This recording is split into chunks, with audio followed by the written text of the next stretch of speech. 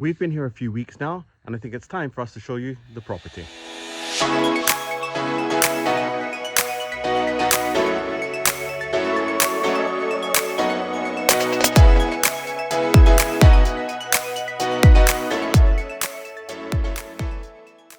Our property here in Portugal is much larger than it was back in Scotland. Here we've got about an acre of land. There's 4 or 5 buildings on it, mais ou menos, if you include the smokehouse, any of the outbuildings and the main house. We also have loads of fruit trees here. There's some cherry trees, pear trees, we've got some grapevines, we've got fig trees, persimmons, citrus. We also have tons of these, olive trees. On the property, there are lots of different buildings. There is the main house that we all live in. There's house B. There's the smokehouse, the tiny house, the barn, and the granary. There's also an area up the top that we hope to turn into a camper spot. This is the main house. Someone has already started to do it up. I use that term quite loosely. But none of it is up to code, and it's all going to have to come out. We did know that when we were looking at it. But just the layout inside here doesn't really make that much sense anyway. The best view in the place is out these windows, and they've put a bathroom there. So what we're thinking of doing is removing most of these internal walls. They're not where we want them.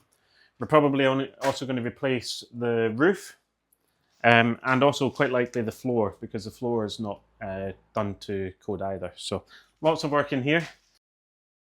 It's likely this space will become bedrooms, perhaps with a shared bathroom in between them, but we haven't quite decided. We need to work with architects on that, see what they say. Don't even look at the electrics at the moment. This is the finest electrics that we've got here at the moment. They are decidedly shady, and we don't want the kids anywhere near them. And as soon as we can, we will be getting them torn out and redone. We're not exactly sure of the history of the house, but we think this area is a fairly modern extension on top of what used to be a stone lean-to against the main house. We'd quite like to remove this area, bring the floor level up so it matches the rest of the house, and extend it out. Eventually this will become the living kind of dining area. Most recently, though, it's been used for drying maize, for drying corn, and there's still loads of corn kernels on the floor that we're going to have to clean up. Again, this is an area where they've started to put a bathroom in at the end of the house with the best views. So through the windows there are fantastic views out over the valley. Up here we have what will probably become the master bedroom. Again, they have started to build an ensuite in here, but it takes up a huge amount of space in the room, so that probably won't stay as is. But we're hoping to at least be able to save some of these walls.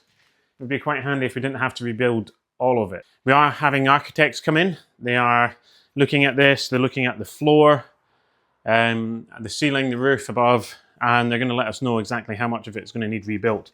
But we think quite a lot of it.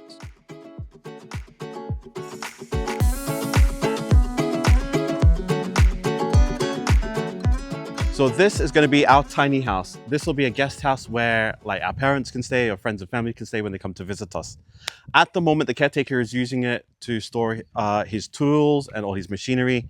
So when he gets rid of them and takes them away, we're planning to turn it into a studio apartment type building where it's got a small kitchenette, a dining room, living room, and a bedroom. And hopefully out in this area here, we can level it off and make that a nice seating area, a nice garden. In here, you can see just how much work there is to do. The roof needs completely taken off and redone. The wall needs repointed. There's parts of it that we need to add more stone to. Another big thing that we need to consider is if you have a look at this back wall here, this house was built right up against the solid granite cliff at the back.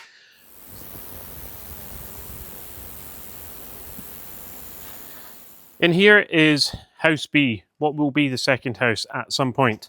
This one, however, is a big empty space, and there is nothing in it. There's no walls, there's no floors, there's kind of half a ceiling and most of a roof.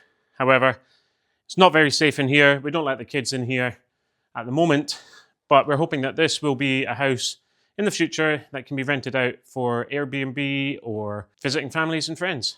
Like all the buildings on this side of the property, the backs of them are these huge granite slabs. This is just bedrock. I think what they've done is they've dug into this rock and used the rocks to actually build the property.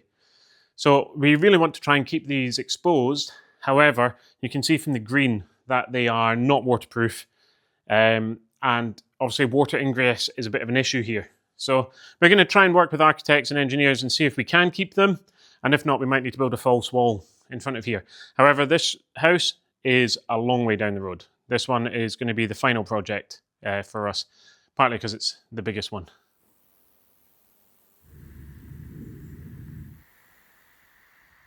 At the top end of our property is a slightly hilly area that is formed by the corner of the main road and a small road that runs up to the village.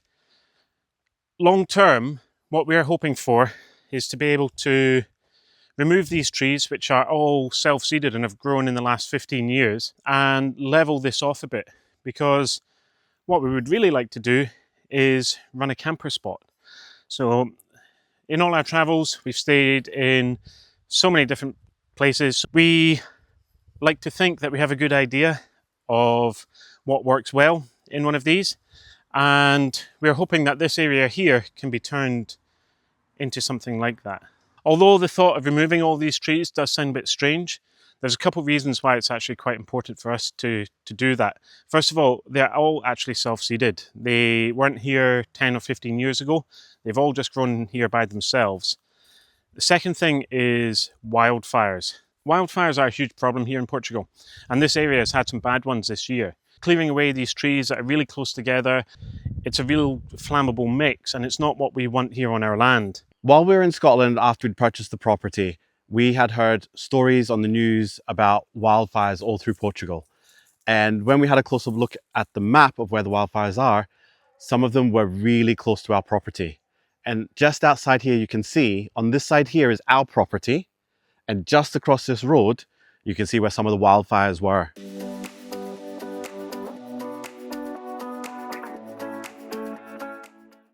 So that's the tour of our property. That's what our dreams are, and hopefully the architects agree with us. Yeah, fingers crossed. Next week, we're going to start work on our smokehouse, the old fumero, and we're going to try and make that into something much more usable than it is now. And until next time, até logo. Até logo.